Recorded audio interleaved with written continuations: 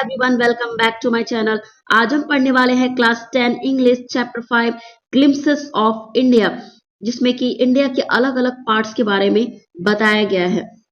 इसमें 3 पार्ट्स दिए गए हैं। पहला पार्ट है अ बेकर फ्रॉम गोवा, जिसको लिखा है लूसियो रॉड्रिग्स ने। सेकंड पार्ट है कुर्ग, जिसको लिखा है लोकेश एब्रॉल ने। एंड थर्ड पार्ट है टी फ्रॉम असम, जिसको लिखा है अरूप कुमार दत्ता ने। तो स्टूडेंट्स, आज हम डिस्कस करने वाले हैं part 1 a baker from Goa. Goa में पहले बेकर्स को काफी ज्यादा इंपॉर्टेंस दी जाती थी और आज भी गोवा की सोसाइटी में बेकर्स की काफी ज्यादा इंपॉर्टेंस है। तो बच्चों, इस चैप्टर को पढ़ने से पहले हम गोवा के इतिहास के बारे में जानते हैं। गोवा सबसे पहले पुर्तगालियों के कब्जे में था। बाकी इंडिया का जो बाकी हिस्सा था वो ब्रिटिशर्स के कब्जे में था, लेकिन गोवा पुर्तगालियों के कब्जे में था। पुर्तगालियों ने गोवा पर लगभग 450 साल तक शासन किया और तब भारतीय सेना ने ऑपरेशन विजय अभियान के तहत सैन्य संचालन किया और इसके परिणाम स्वरूप उन्होंने गोवा को आजादी दिलाई और 19 दिसंबर 1961 को यह भारतीय प्रशासन को सौंप दिया गया। तो आगे हम देखते हैं। This is the pen portrait of traditional Goan village baker who still has an important place in the society. यह एक पेन पोर्ट्रेट है।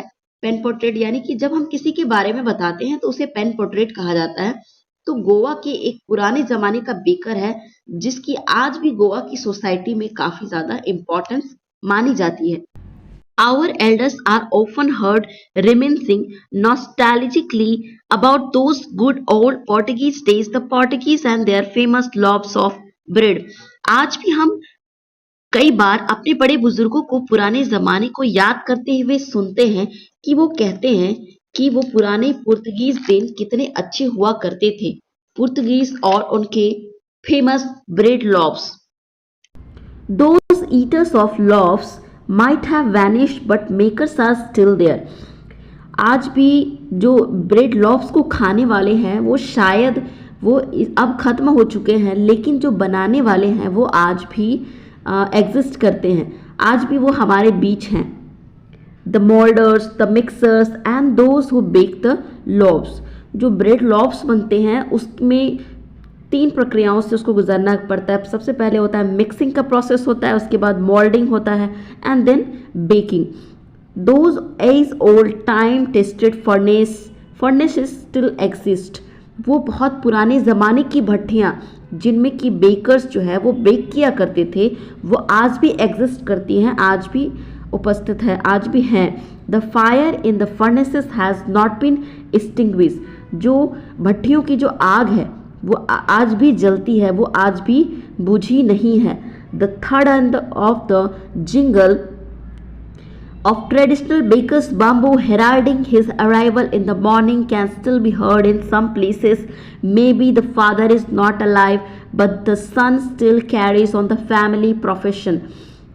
जब बैम्बू स्टिक को लेकर, जब पुराने ज़माने का जो बेकर होता था वो अपने साथ एक बैम्बू स्टिक को लेकर चलता था। जब उसके स्टिक से जो आवाज़ आती थी तो वो स्टिक की आवाज़ इतनी सुहानी होती थी कि सुबह सुबह जब गलियों में वो सुनाई देती थी कि आज भी वो कुछ जगह पर आज भी बैम्बू स्टिक की आवाज़ जो है वो सुनाई देती है। तो maybe the father is not alive but the son carries of the family profession. जो बेकर्स होते थे शायद पहले वो जिंदा ना हो, जो पहले किया करते थे, लेकिन आज भी उनके जो बच्चे हैं वो आज भी उनके प्रोफेशन को आगे बढ़ा रहे हैं, उनके फैमिली प्रोफेशन को आगे बढ़ा रहे हैं। These even today known as poders in Goa.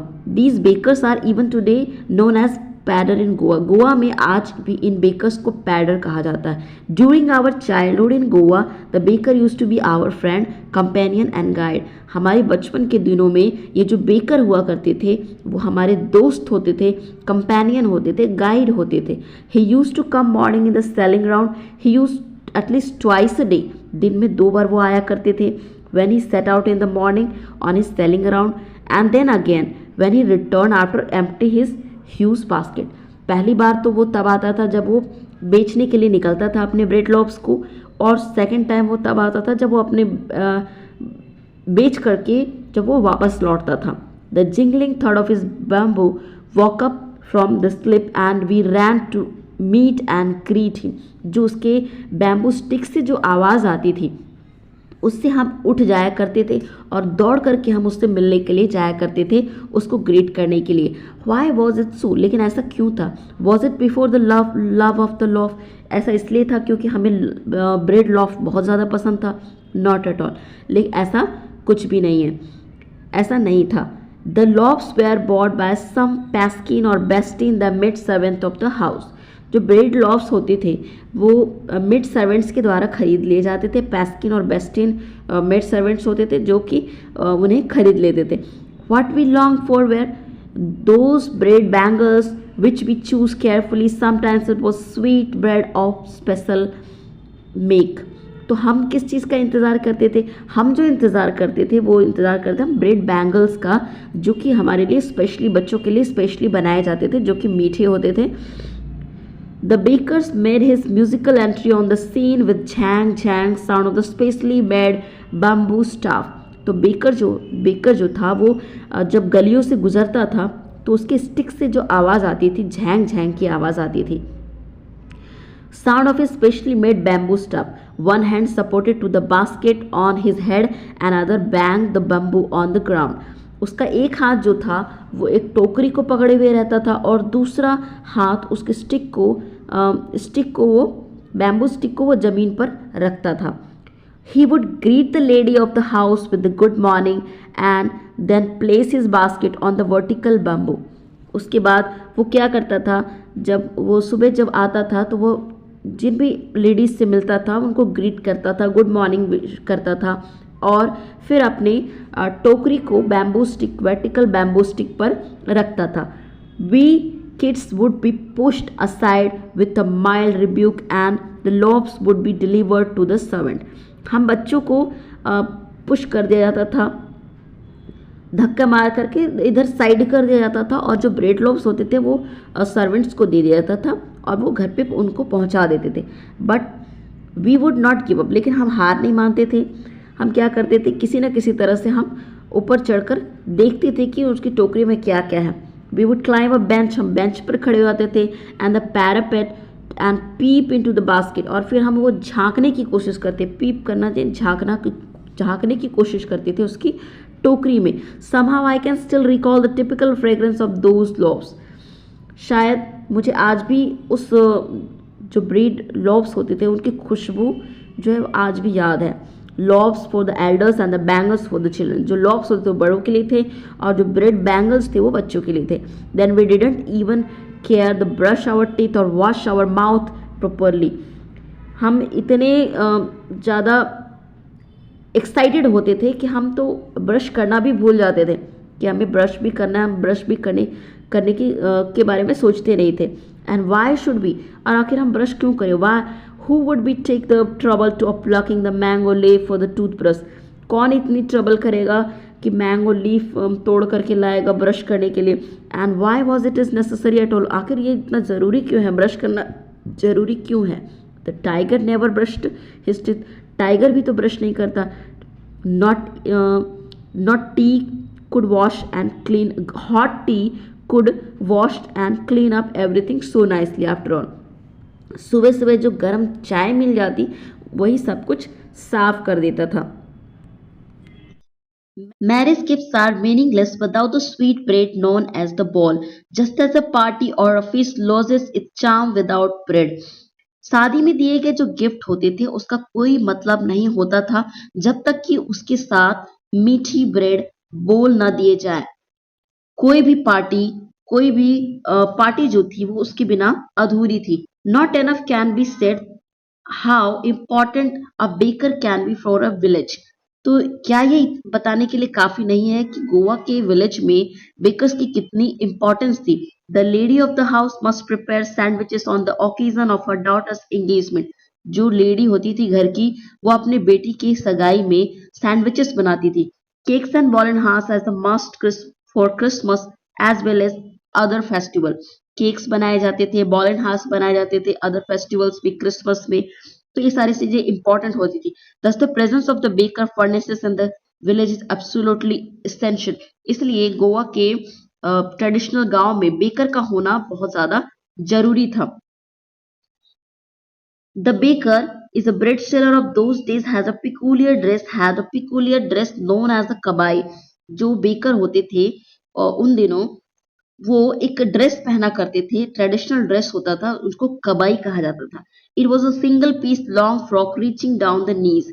एक सिंगल पीस का फ्रॉक टाइप का होता था जो कि बहुत लंबा होता था और वो घुटने से नीचे तक आता था। In our childhood we saw bakers wearing shorts and trousers which were shorter than full length and longer than the half pants। अपने बचपन के दिनों में हमने देखा था कि वो शर्ट पहनते थे और ट्राउजर पहनते थे और वो हाफ पैंट जो कि हाफ पैंट से बड़ी होती थी और फुल पैंट से छोटी होती थी। Anyone who wears half pants which reach just below the knees invites the comment that he is dressed like a pedder। कोई भी यदि इस तरह के कपड़े अगर पहनता था तो उसको कहा जाता था कि अरे तुमने तो पैडर की तरह ड्रेस पहन लिया है। The baker usually collected his bills at the end of the month। Monthly account used to be recorded on the same wall in pencil। तो बेकर जो होता था वो अपने बिल्स जो है वो मंथ के एंड में कलेक्ट करता था और मंथली खाता रखा जाता था और वो किसी दीवार पर लिख देता था और महीने के लास्ट में उसका हिसाब करता था। Baking was indeed a profitable profession in old days. तो पुराने दिनों में बेकिंग का जो काम होता था वो काफी ज्यादा फायदे का होता था, प्रॉफिटेबल होता था। He, his family and his servant always looked happy and prosperous। वो उसका परिवार और उसके नौकर चाकर बहुत ज्यादा खुश और हैप्पी और धनी होते थे क्योंकि उन्हें बहुत ज्यादा फायदा होता था, बहुत अमीर होते थे। Their plump physique was an open testimony to this। उनका जो फिजिक होता था जैसे फूला हुआ पेट इस बात की गवाही देता था कि वो कितने ज्यादा प्रोस्पेरस प्रोस्पेरस थे, धनी थे। Even today any person with a jackfruit like physical appearance is easily compared to a baker. आज भी अगर किसी की जो फिजिक है जैकफ्रूट के टाइप का है, जैसे फूला हुआ पेट है, तो उसको बेकर के से कंपेयर किया जाता है कि अरे तुम तो बेकर बन गए, बेकर जैसे लग रहे हो। So that's all for this video. Please like, share and subscribe.